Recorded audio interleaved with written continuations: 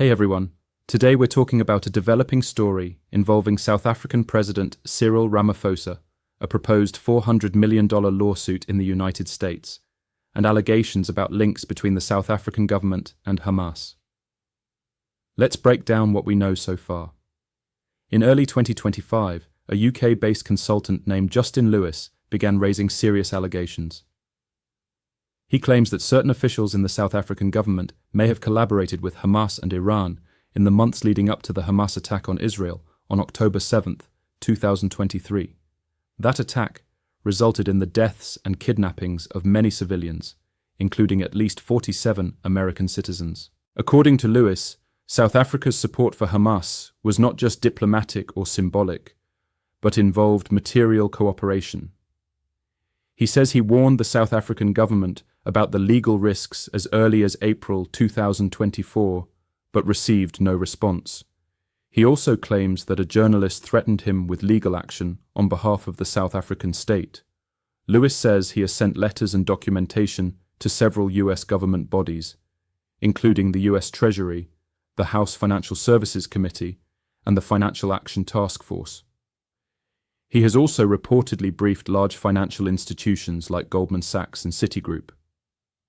His main point is that South Africa's actions may violate US anti-terrorism laws. Now here's where the legal basis comes in. In June 2025, the United States Supreme Court upheld a law called the Promoting Security and Justice for Victims of Terrorism Act. This law, originally passed in 2019, allows US citizens to sue foreign governments or individuals who are shown to have provided material support to terrorist organizations. The ruling from the Supreme Court confirms that lawsuits can go ahead even if the foreign party claims sovereign immunity.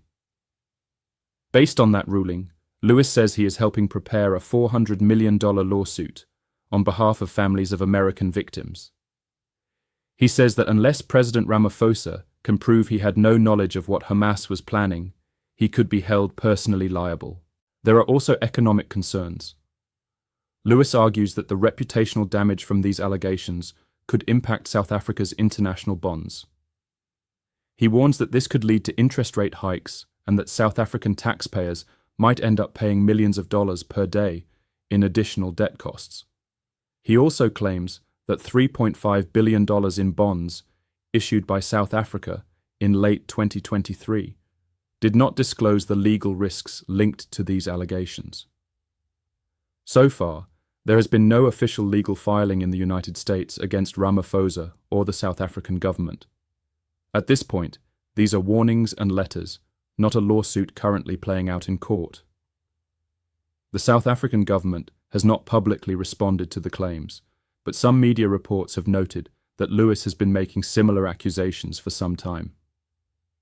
Critics of Lewis say that the allegations are not supported by hard evidence, and South African media outlets have questioned his credibility.